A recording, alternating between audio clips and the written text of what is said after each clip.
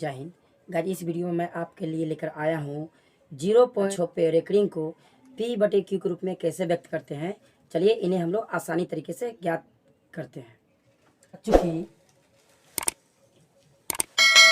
मैं लिखूंगा चूंकि माना कि x बराबर कितना, ये 0.6 पर यह आपका रेकरिंग है।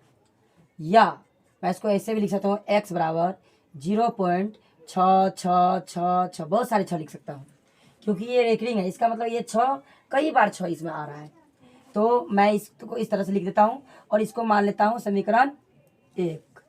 ठीक है, मैं 3 ठो लिखा हूँ यहाँ पे, 3 ठो 0.666, 3 बार मैं 6 को यहाँ पर रिपीट किया हूँ। डैश डैश डैश भी कर सकता हूँ। ठीक है, इसको मैं लिख लूंगा समीकरण 1। पुनः अब मैं क्या करूंगा, अब समीकरण 1 में 10 से गुना करने पर 10 से गुना करने पर, तो मैं यहाँ पे 10 से गुना क्यों कर रहा हूँ, यहाँ पे देखिए 0.6 है आपको, है ना, इस पे रेकरिंग है। यदि मैं पॉइंट उड़ा दूं तो नीचे आपको 10 बैठ जाता है, ऑलरेडी आपको पता है। या 0.64 रहेगा, मैं पॉइंट उड़ा दूंगा तो नीचे में देखिए 0.2 अंक है, तो एक पर आपको डबल लड्डू यानी डबल जीरो उतर जाएंगे इस तरीके से। यहाँ पे देखिए 0.6 है, तो मैं क्या किया हूँ, अगर उड़ाया तो नीचे 10 बैठता है, इसलिए मैं इसको 10 से गुना कर रहा हूँ। करने पर समीकरण 1 में समीकरण क्या आपका समीकरण है x बराबर 0.666। ठीक है, मैं इसको 10 से गुना करूंगा।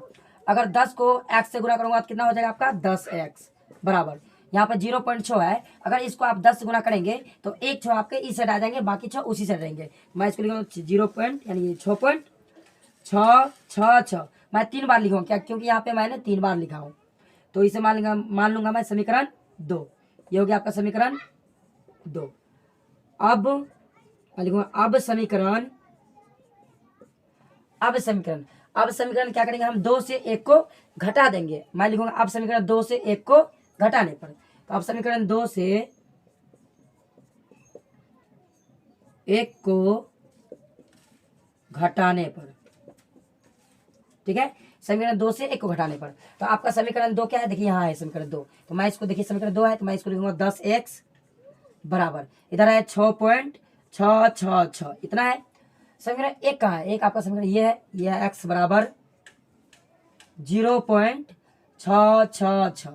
ध्यान दीजिए, देखिए यहाँ पे 10x है, 10x में से एक x आपका चला गया, घटा रहे हैं हम, एक x चल गया तो आपके पास कितना बच गया, 9x बचा है। ठीक है, अब देखिए 6 में से यदि 0 जाए 6 ही बचेगा, यहाँ पॉइंट है, फिर 6 में से 6 गया 0 0 0, दशमलव बाद 0 का कोई वैल्यू नहीं है। मैं इसको इस तरह से लिख सकता हूँ, या 9x बराबर मैं लिख सकता हूँ 6, क्योंकि दशमलव बाद 0 का कोई वैल्यू नहीं होता है। या x बराबर 6 है 6, ये आपका 9 है आपका गुना में, इधर आ जाएंगे आपको आ जाएंगे बटा में, इसको आप काट दीजिए 3 कान से, 3 दूनी 6 और 3 तिया 9, अब ये नहीं कटेगा, अतः x मान आपको हो जाएगा 2/3।